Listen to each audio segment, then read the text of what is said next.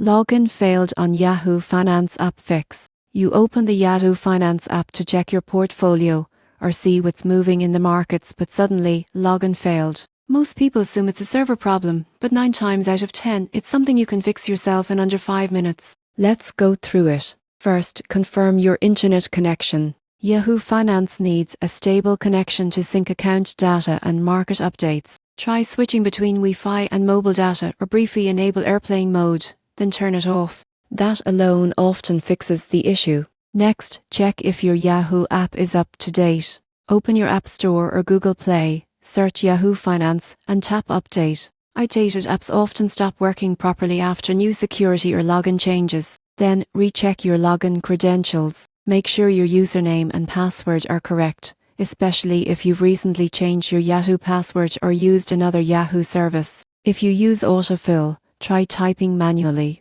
If you still can't log in, tap Forgot Password and reset it securely. Now, let's clear your app's cache. On Android, go to Settings, Apps, Yahoo Finance Clear Cache. On iPhone, uninstall and reinstall the app. It's the simplest way to clear data and refresh the app's memory. If you're using a VPN or proxy, turn it off temporarily. Yahoo may restrict logins from unknown IP addresses, especially those outside your region. Lastly, if you're sure everything's correct, but it still fails, it might be a temporary Yahoo server issue. Try logging in from a web browser to confirm. If the website works, the app may just need a few minutes to resync. So, next time your Yahoo Finance app says login failed, don't panic. Check your internet, update your app, verify your credentials, clear the cache, and disable your VPN. You'll be back to tracking stocks, reading news, and managing your portfolio in no time.